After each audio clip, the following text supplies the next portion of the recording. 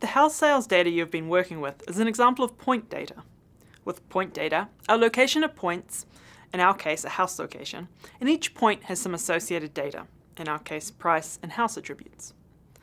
While point data is common, there are some other types of spatial data that you'll come across: line data, polygon data, and raster data. When the data is associated with a collection of points in a line, we call it line data.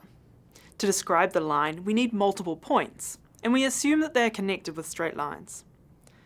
The data isn't associated with any single point, but with the whole collection of points. For example, our lines might describe streams, and for each stream we know its name and length. Polygon data occurs when the data is associated with an area. To describe the area, we take a collection of points and join them with lines to enclose a polygon. The data is associated with the enclosed area. For example, a farmer might have polygons that describe his fields. Each polygon might have a name, an area, and a crop. Finally, raster data, also called grid data, is a little different. A regular grid is specified by an origin and steps in the x and y axes. Data is associated with every cell in the grid. This commonly occurs in remote sensing, where a satellite is used to image the Earth. For example, for each cell in our grid, we might have the type of vegetation it contains, its elevation and slope. To get a feel for these other types of spatial data, in the final exercises for the chapter, you'll work with some polygon and raster data related to the house sales data.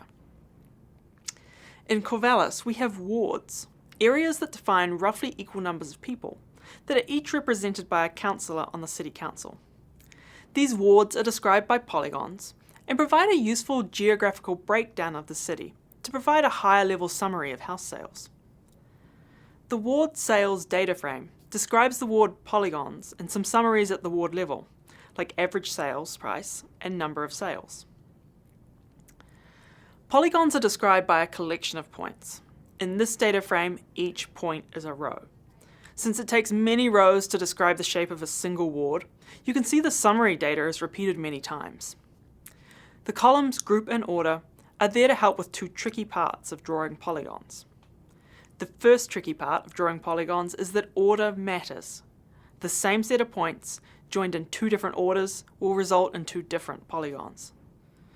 The second tricky part, a single area, might need multiple polygons to describe it.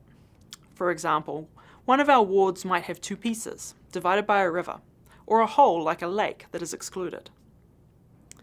As an example of raster data, you'll work with output from a model that predicts the price of a 3-bedroom, 2-full bathroom, 1,400 square foot dwelling in average condition.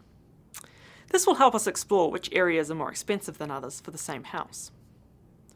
In the PREDS data frame, each row is a cell in a spatial grid over Corvallis. The LON and LAT columns specify the coordinates at the centre of the cell, and the predicted price column the sales price predicted at this location.